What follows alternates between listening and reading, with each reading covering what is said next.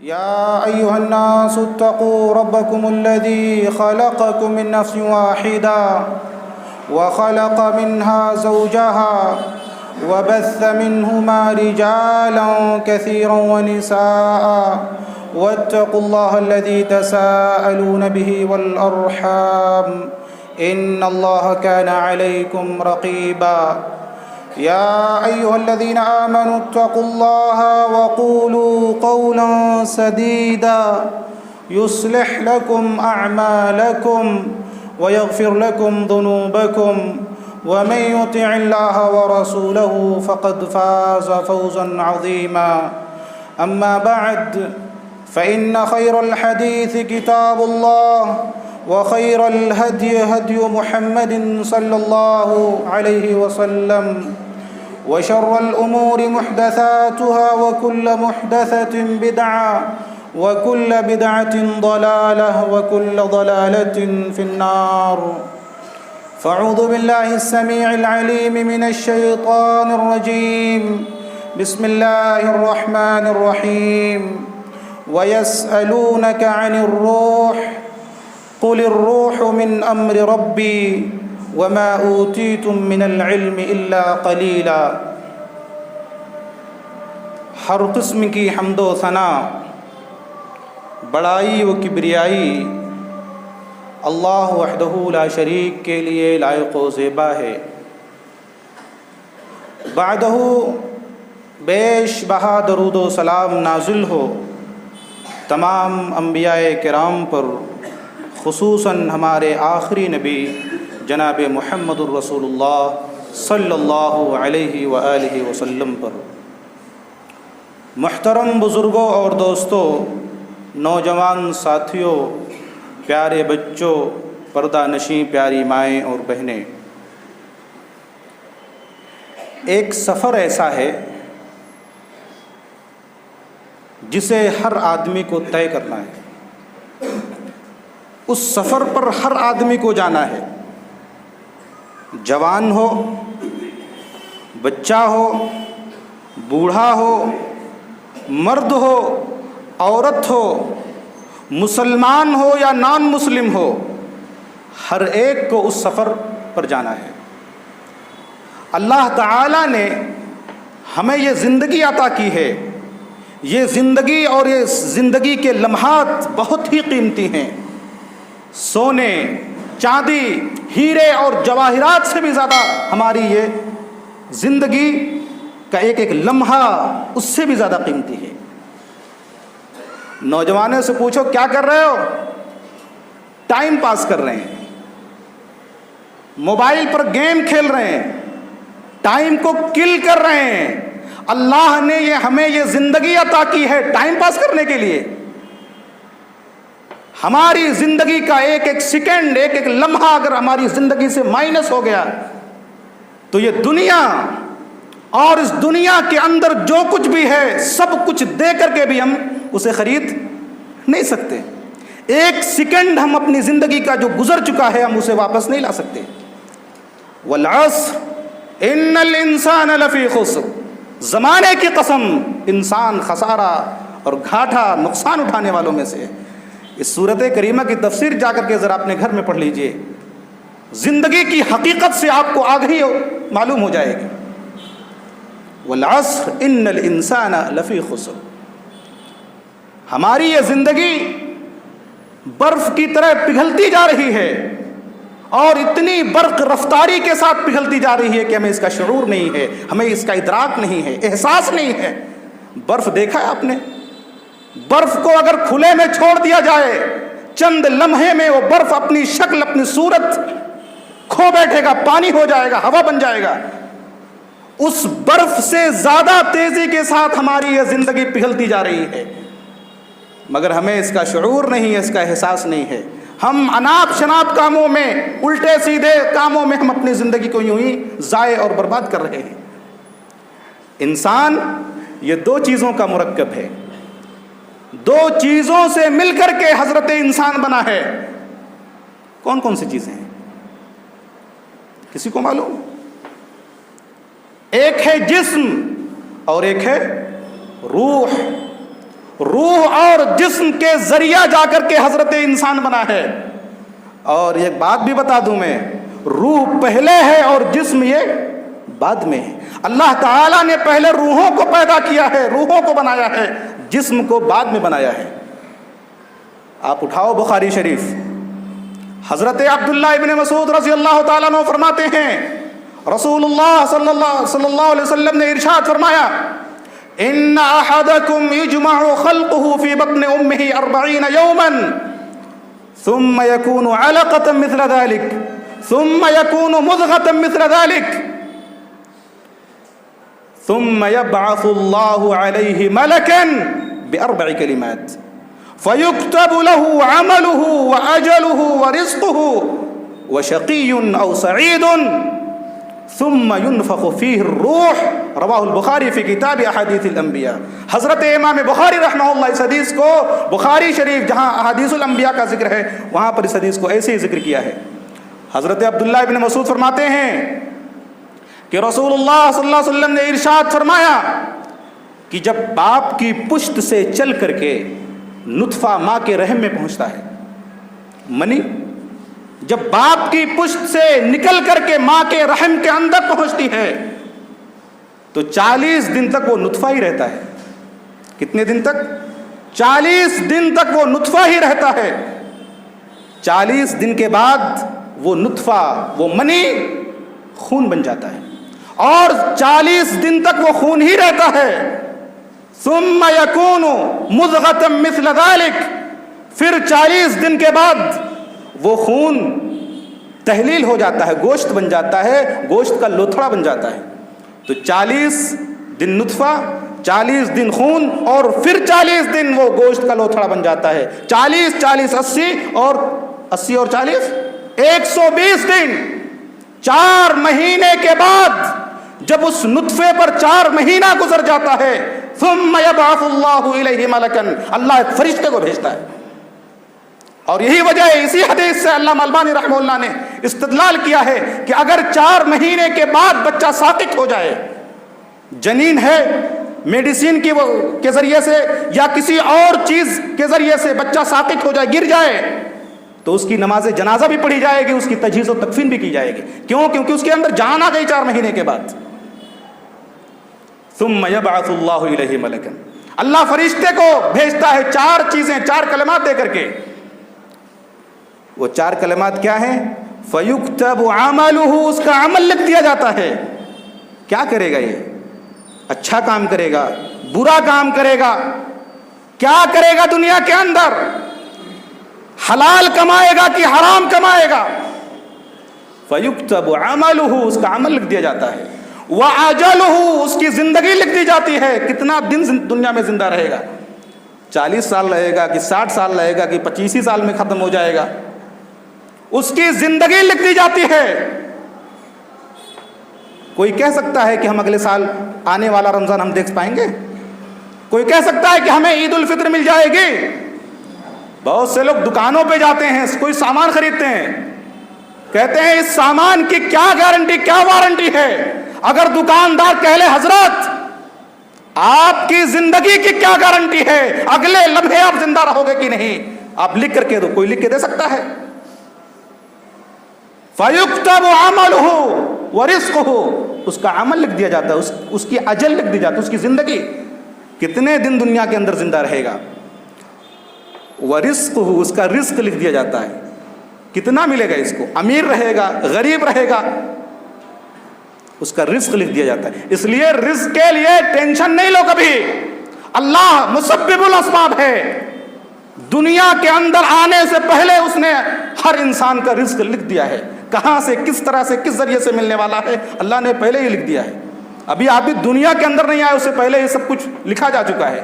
اور یہ صحیح حدیث بخاری کی روایت ہے، اس پر ایمان لانا ضروری ہے. اگر کوئی انکار کرتا ہے تو وہ دائرہ اسلام سے خارج ہے.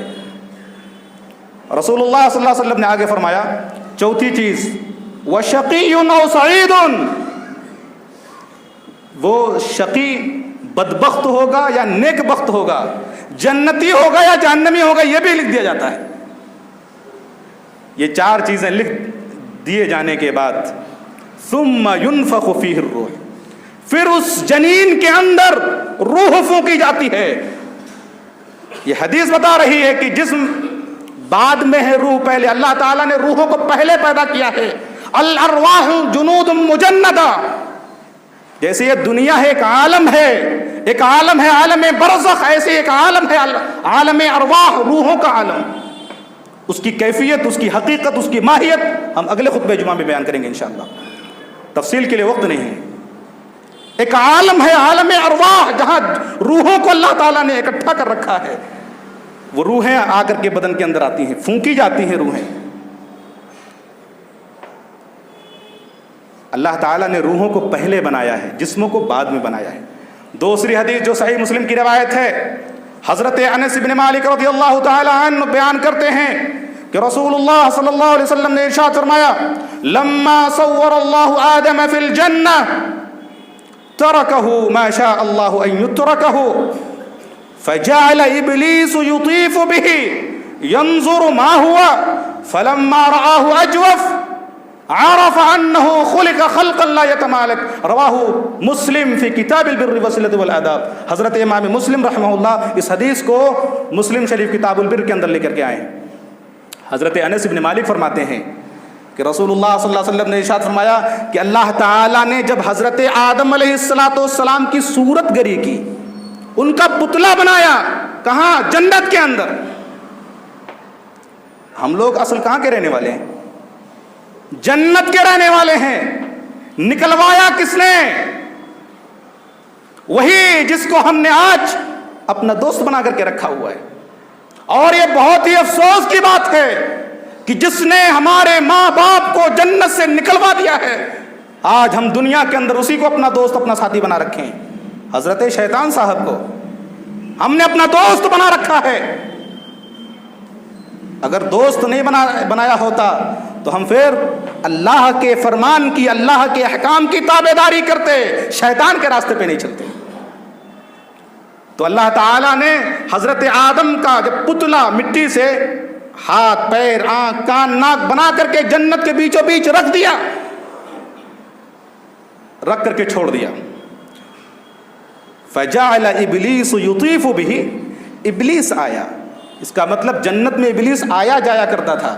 یہ حدیث بتا رہی ہے، مسلم شریف کی روایت ہے. یطیف بہا، اس کا چکر لگانے لگا. طاف یطیف، طواف اسی سے خانہ کعبہ کا طواف بھی کیا جاتا ہے. یطیف بہ، وہ اس پتلے کے ارد گرد گھومنے لگا، چکر لگانے لگا. ینظر ما ہوا، یہ کیا ہے؟ اللہ نے کیا بنا کے رکھ دیا ہے؟ کیسا مجسمہ، کیسا اسٹیچو ہے یہ؟ فلما رآہ اجوف، اس کو ایسے ہی بجایا، ایسے جب دیکھا، جو کا مطلب کھوکھلا، اندر سے خالی. فلما رآہ اجوف، جب دیکھا کہ اندر سے خالی ہے، اس کا مطلب کہ شیطان شروع ہی سے انسانوں کی فطرت کو پکڑ لیا ہے کہ انسان یہ اندر سے کھوکھلا ہے، خالی ہے. بات بات پر دیکھو لڑائی کرتے پھرتا ہے. سمجھ گیا، عرف، ہنسا اور کہنے لگا انہ خلق خلقا لا یتمالک. اللہ نے ایک ایسی مخلوق پیدا کرنی چاہیے ہے جو اپنے آپ پر کنٹرول نہیں کر سکتی. دیکھو بات بات پر مسلمان آؤٹ آف کنٹرول ہو جاتے ہیں، آپے سے باہر ہو جاتے ہیں، آستین چڑھانے لگتے ہیں، مارنے اور مرنے پر آمادہ ہو جاتے ہیں.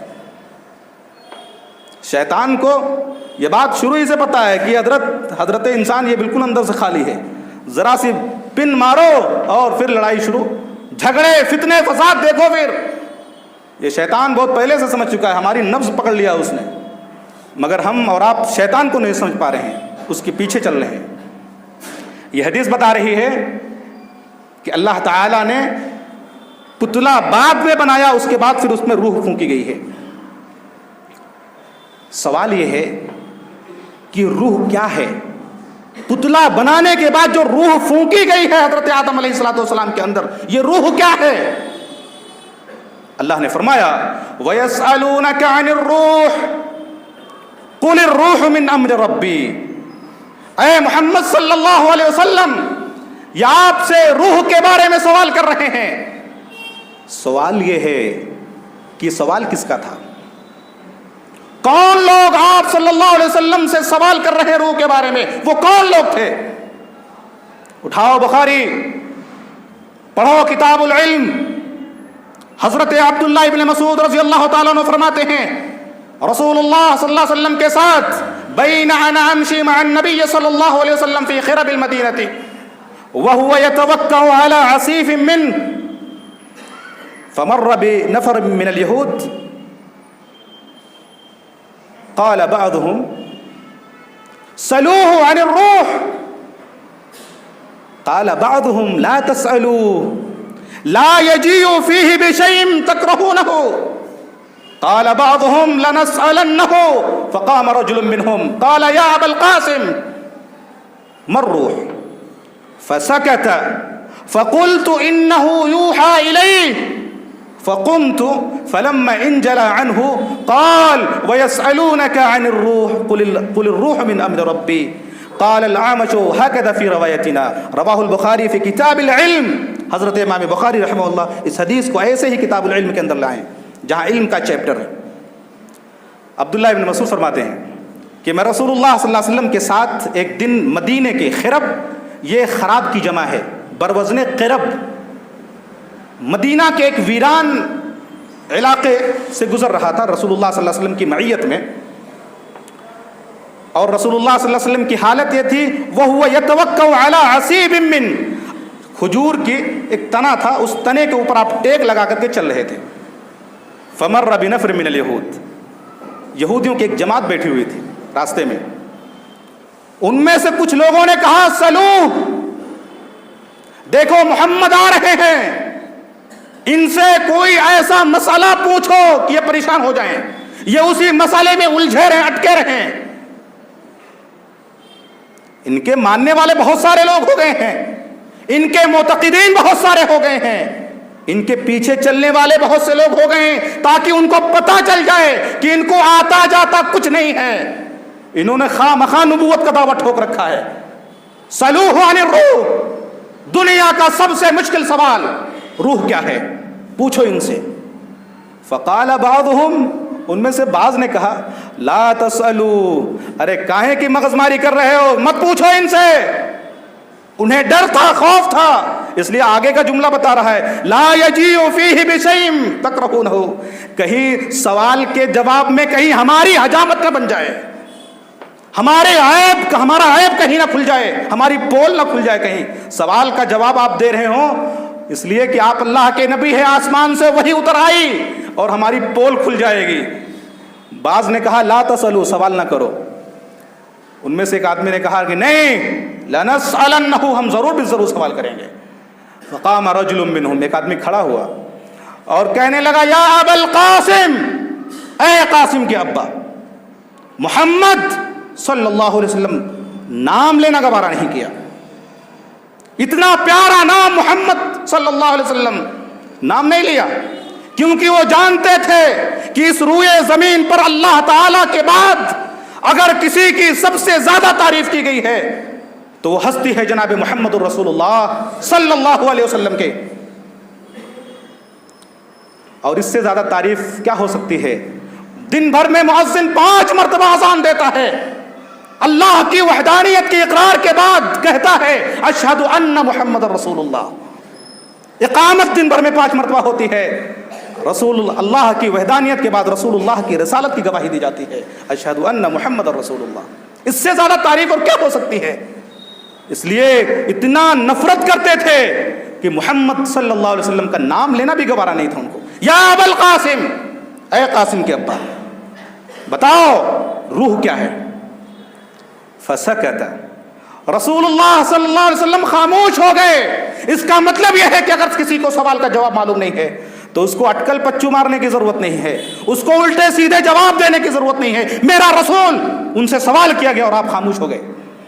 راوی بولتے ہیں حضرت عبداللہ ابن مسعود فقلت، تو میں نے کہا انہ یوحی الی، کہ آپ کے اوپر وہی اتر رہی ہے، وہی نازل ہو رہی ہے. یہ ایسی ہستی ہے جناب محمد رسول اللہ صلی اللہ علیہ وسلم کی جو دنیا کے تمام انسانوں سے ہٹ کر کے ہے. والنجم اذا ہوا ما ضل صاحبكم وما غوى وما ينطق عن الهوى ان هو الا وحي يوحى. میرا نبی اپنی مرضی سے کچھ نہیں بولتا، میرا نبی اپنی خواہشات نفس سے کچھ نہیں بولتا، وہ جو کچھ بھی بولتا ہے زبان اس کی ہوتی ہے، بات عرش والے کی ہوتی ہے۔ میرا نبی اللہ کا کلام کرتا ہے، زبان اس کی ہوتی ہے، کلام اوپر والے کا ہوتا ہے۔ فلما انجلا، جب وحی کی کیفیت ختم ہو گئی تو آپ صلی اللہ علیہ وسلم نے آیت کریمہ تلاوت فرمائی، وَيَسْأَلُونَكَ عَنِ الرُّوحِ، اے محمد صلی اللہ علیہ وسلم، یہ یہود کے چند لوگ آپ سے روح کے بارے میں سوال کر رہے ہیں۔ روح کیا ہے؟ دنیا کا سب سے مشکل سوال، اور ایک امی، ایک ان پڑھ جواب دے رہا ہے۔ یہ رسول اللہ صلی اللہ علیہ وسلم کی رسالت کی دلیل ہے، قرآن کے کلام اللہ ہونے کی دلیل ہے، اللہ کے وجود کی دلیل ہے، اور مذہب اسلام کے برحق ہونے کی دلیل ہے۔ یہ آیت کریمہ وَيَسْأَلُونَكَ عَنِ الرُّوحِ، اے محمد یہ آپ سے روح کے بارے میں سوال کر رہے ہیں۔ سائنس ستاروں، سیاروں، چاند کے اوپر پہنچ گئی ہے، خلاؤں کے اندر اس نے مکانات تعمیر کر لیے ہیں۔ پوچھو سائنس سے روح کیا ہے، ٹائیں فش، کوئی جواب نہیں ہے سائنس کے پاس۔ یہ مذہب اسلام نے 1450 سال پہلے اس کا جواب دے دیا ہے۔ قُلِ الرُّوحُ مِنْ أَمْرِ رَبِّي، اے محمد آپ بتائیں ان کو کہ روح یہ میرے رب کے امر میں سے ہے۔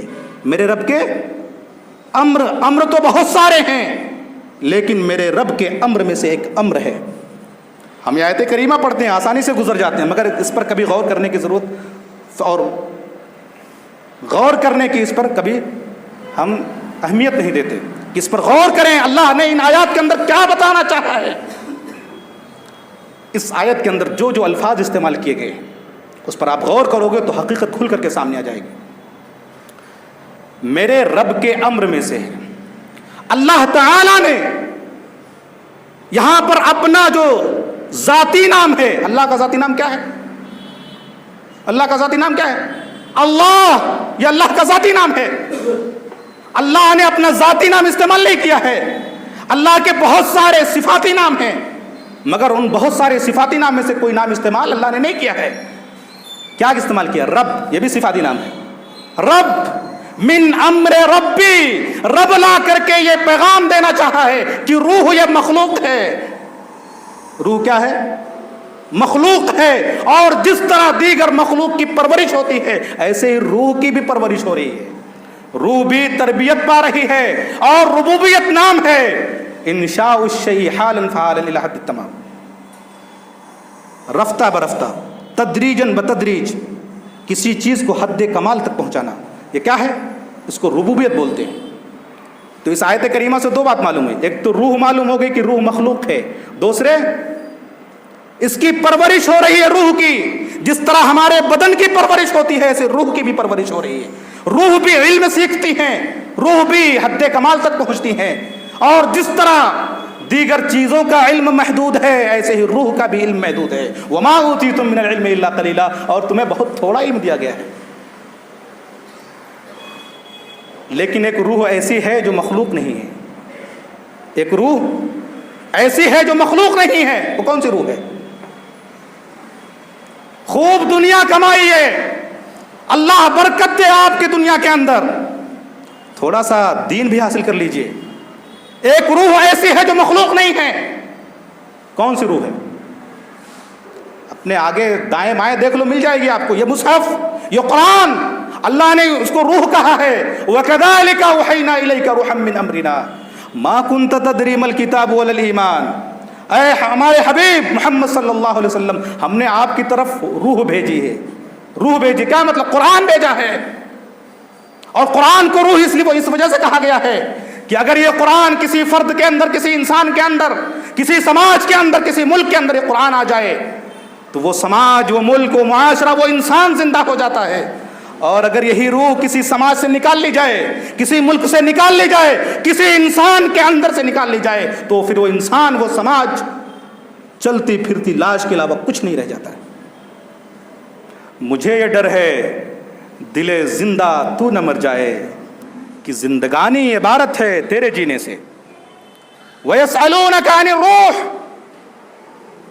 اے ہمارے حبیب آپ سے روح کے بارے میں سوال کر رہے ہیں۔ روح کو سمجھنے کے لیے تقریب الی الفہم کے لیے، بات کو قریب کرنے کے لیے میں ایک مثال دیتا ہوں.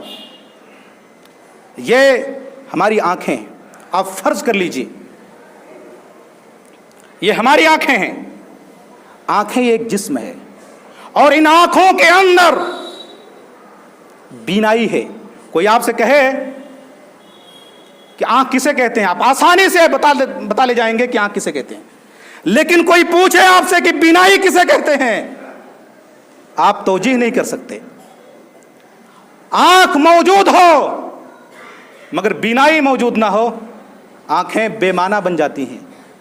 آنکھیں کسی کام کی نہیں. بہت سارے لوگ ایسے ہوتے ہیں جنہیں اللہ نے آنکھیں دی ہیں مگر بینائی سے اللہ نے محروم کر دیا ہے. تو آنکھیں جسم اور بینائی اس کی روح ہے. ایسے ہی ہمارا یہ جسم جو ہے، اس کے اندر جو روح ہے، اگر یہ روح نکال لی جائے آدمی لاش بن جاتا ہے. بن جاتا ہے کہ نہیں بن جاتا؟ اور جس طرح یہ لائٹ ابھی چلی گئی، وہاں پر ایک بٹن لگا ہوا ہے. اگر اس بٹن کو آپ جو ہے آن کریں گے تو یہ پنکھے، یہ لائٹیں خود بخود چلنے لگتی ہیں، جلنے لگتی ہیں. ظاہر ہے کہ اگر آپ سے کوئی پوچھے کہ یہ کیوں چل رہا ہے تو آپ بتائیں گے کوئی ایسی شکتی ہے، کوئی ایسی طاقت ہے، کوئی ایسی قوت ہے جو بٹن کے آن کرتے ہی یہاں تک برق رفتاری کے ساتھ پہنچ جاتی ہے اور اسے حرکت میں لے آتی ہے، پنکھا چلنے لگتا ہے. لیکن کوئی پوچھے کرنٹ کیا ہے، وہ چیز جو بہت ہی تیز رفتاری کے ساتھ آ رہی ہے اور اس کو حرکت دے رہی وہ قوت و طاقت ہے. کوئی پوچھے کرنٹ کیا ہے، اس کی شکل کیسی ہے، یہ سفید ہے، کالا ہے، پیلا ہے، نیلا ہے، کیسا ہے، کوئی نہیں بتا سکتا. جب انسانوں کی بنائی ہوئی ایک چیز کرنٹ نہیں بتا سکتے ہو تو پھر یہ روح کیسے کوئی بتا سکتا ہے؟ یہ روح ہماری سمجھ میں کیسے آ سکتی ہے؟ وما اوتیتم من العلم الا قلیلا. تمہیں روح کے تعلق سے بہت تھوڑا علم دیا گیا ہے. آدمی مر گیا ہے، کھاٹ کے اوپر پڑا ہے. اب میں آپ سے سوال کروں، وہ آدمی زندہ ہے یا مردہ ہے؟ مر گیا ہے آدمی، کھاٹ کے اوپر پڑا ہے. اگر کہو گے کہ مردہ ہے، وہ مر چکا ہے، تو پھر حدیث رسول کیا بول رہی ہے؟ کیوں بولتا ہے؟ اگر کہو گے کہ وہ زندہ ہے تو پھر اسے نہلانے، کفنانے، دفنانے کے انتظام کیوں ہو رہا ہے؟ اگر کہو گے کہ نہیں وہ مر چکا ہے تو حدیث رسول کیا بولتی ہے؟ حدیث بولتی ہے، مسلم شریف کی روایت، اذا اوزعت الجنازۃ واحتملها الرجال على اعناقهم فان كانت صالحة قالت قدموني. جب مردے کو نہلا دھلا کر کے اسے کندھوں پر اٹھا کر کے لے جایا جاتا ہو تو مردہ بولتا ہے، وَإِن كَانَتْ صَالِحَةً، اگر وہ نیک ہوتا ہے تو کیا بولتا ہے؟ قدمونی قدمونی، ارے مجھے جلدی جلدی لے کے چلو. بول رہا ہے. ہم اور آپ اسے مردہ سمجھ رہے ہیں، اسے قبرستان لے جا رہے ہیں، لیکن وہ بول رہا ہے. اور بولنے کے لیے زندگی چاہیے. زندگی چاہیے کہ نہیں چاہیے؟ اور ایسا نہیں ہے کہ وہ بول رہا ہے، اس کی آواز کوئی سن بھی نہیں رہا ہے، اس کی آواز سنی بھی جا رہی ہے. انسان کے علاوہ، جنات کے علاوہ اس کائنات کی ہر چیز، یہاں تک کہ جس گھر سے نکالا جا رہا ہے وہ گھر بھی سنتا ہے. جس گھر سے اسے نکالا جا رہا ہے وہ گھر بھی سنتا ہے. چوپائے سنتے ہیں، جانور سنتے ہیں اس کی آواز کو. اور حدیث کے اندر ہے کہ اگر انسان اس کی آواز کو سن لے لصیقہ، فوراً بے ہوش ہو جائے. کیسی زندگی ہے وہ؟ ہمارا اسے مردہ سمجھ رہے ہیں مگر وہ ایک ایسی زندگی سے متصف ہے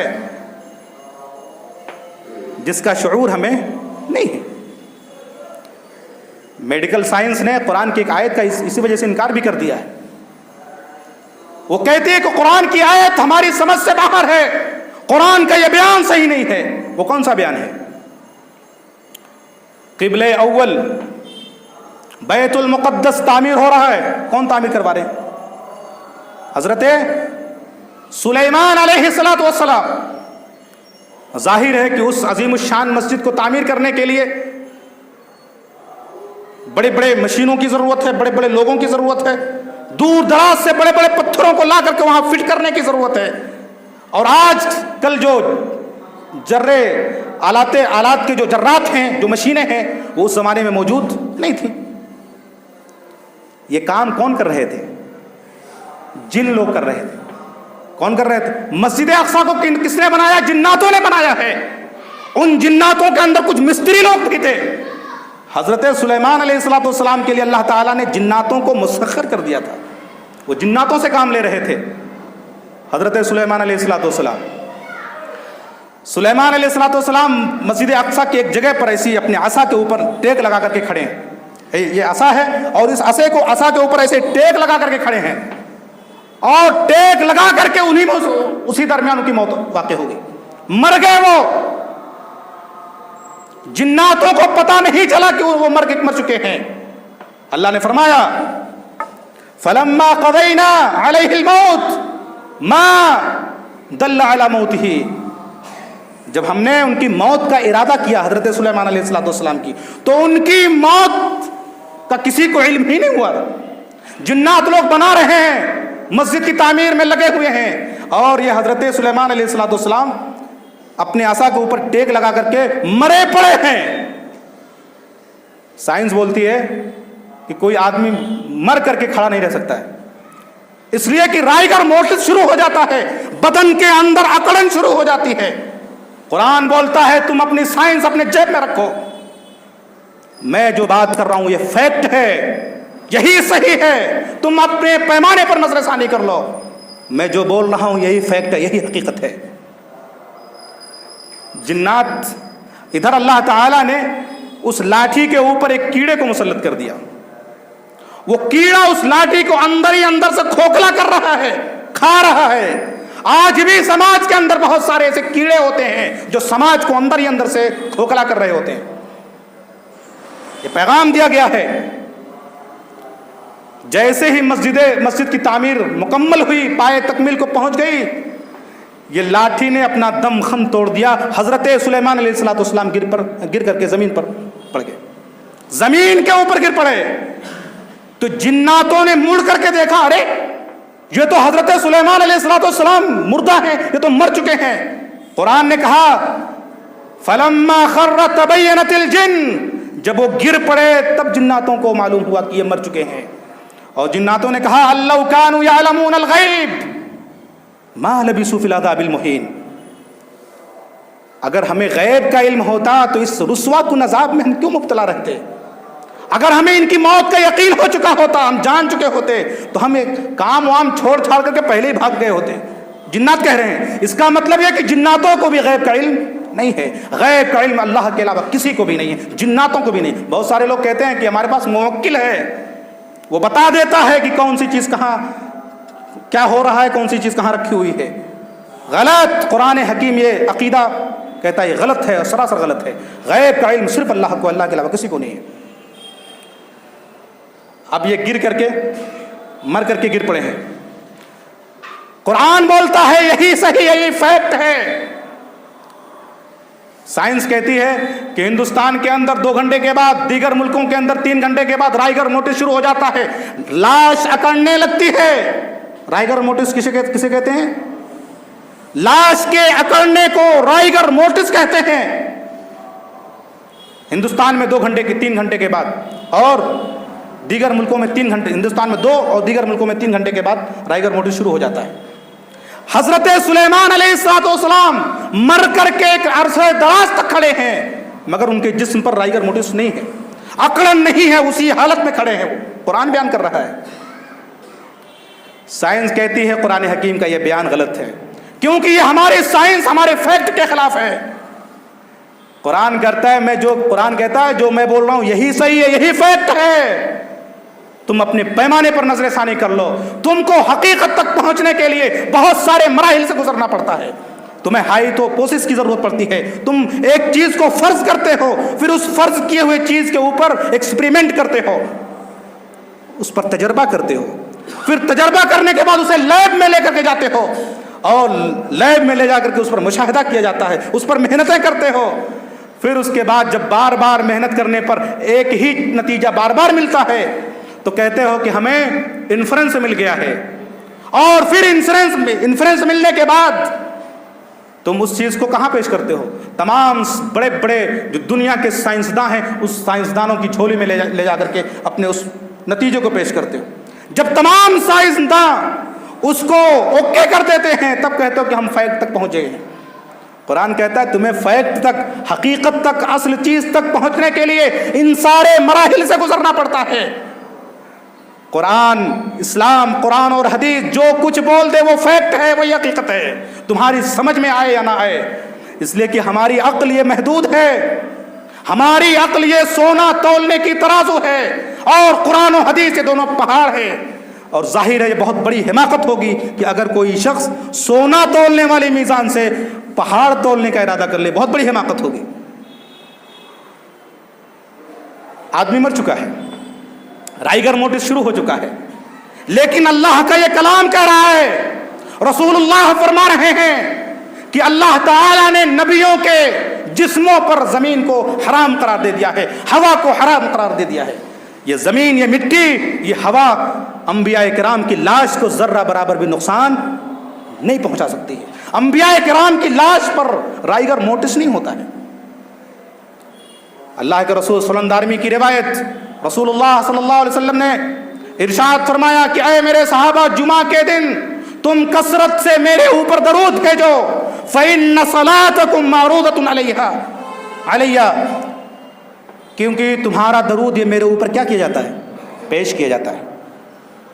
ایک صحابی نے کہا اے اللہ کے رسول صلی اللہ علیہ وسلم، کیف تعرض صلاتنا علیک، ہمارا درود آپ کے اوپر کیسے پیش کیا جاتا ہے؟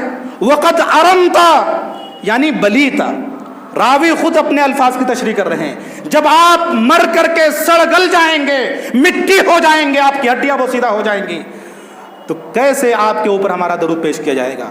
تو رسول اللہ صلی اللہ علیہ وسلم نے ارشاد فرمایا، ان اللہ حرم علی الارض ان تاکل اجساد الانبیاء، کہ اللہ نے زمین پر حرام کر دیا ہے کہ وہ انبیاء کی لاشوں کو، ان کے جسموں کو کھائے، نقصان پہنچائے. ہوا کو حرام کر دیا ہے، رائیگر موٹس شروع نہیں ہوتا ہے. سائنسدانوں کو بہت بعد میں معلوم ہوا ہے کہ رائیگر موٹس کہاں سے شروع ہوتا ہے. قرآن، اللہ کے رسول صلی اللہ علیہ وسلم کے بیان نے، حدیث رسول نے 1450 سال پہلے یہ بیان کر دیا. رائیگر موٹس کہاں سے شروع ہوتا ہے؟ کہاں سے شروع ہوتا ہے؟ پلکوں سے شروع ہوتا ہے. کہاں سے؟ پلکوں سے. اسی وجہ سے حدیث میں آتا ہے کہ جب آدمی مر جائے، اس کے جسم سے روح نکل جائے، تو سب سے پہلے اس کی آنکھیں بند کر دو. اس لیے سب سے پہلے اکڑن انہی آنکھوں، انہی پلکوں سے شروع ہوتی ہے. اگر تھوڑی سی بھی تاخیر ہو گئی تو آنکھیں کھلی کی کھلی رہ جائیں گی، اور لاکھ کوشش کے باوجود یہ بند نہیں ہو سکتی ہیں. دخل رسول اللہ صلی اللہ علیہ وسلم علی ابی سلمہ، رسول اللہ صلی اللہ علیہ وسلم حضرت ابو سلمہ کے پاس آئے تو دیکھا وشق بصرہ، آپ کی آنکھیں کھلی ہوئی ہیں. فاغمضہ، آپ صلی اللہ علیہ وسلم نے ان کی آنکھوں کو بند کر دیا. فقال، اور کہا کہ لوگوں سنو، ان الروح اذا قبض تبعہ البصر، جب روح نکل جاتی ہے تو آنکھیں اس کا پیچھا کرتی ہیں. آدمی کے جسم سے روح نکل جاتی ہے تو آنکھیں ان روحوں کا پیچھا کرتی ہیں. اسی وجہ سے آدمی کی آنکھ کھلی رہتی ہے. اس لیے سب سے پہلے انہیں آنکھوں کو بند کر دینا چاہیے. یہ سرسری طور پر روح اور جسم کے تعلق سے کچھ چند باتیں تھیں. بہت سارے اشکالات، بہت سارے سوالات رہ گئے ہیں، وہ ہم آئندہ خطبہ جمعہ میں انشاءاللہ ان تمام اشکالات کو آپ کے سامنے پیش کریں گے. اللہ تعالیٰ سے میری دعا ہے کہ اللہ تعالیٰ ہمیں اپنی زندگی کو غنیمت سمجھ کر کے اسے کارآمد بنانے کی توفیق عطا فرمائے. زندگی کا ایک ایک لمحہ اللہ کی عبادات میں اس کے احکام کے مطابق گزارنے کی توفیق عطا فرمائے. اللہ تعالی ہمیں اچھی سمجھ اور اچھے عمل کی توفیق عطا فرمائے. اقول لکم ما تسمعون واستغفر اللہ لی ولکم ولسائر المسلمین واستغفروہ انہ هو الغفور الرحیم.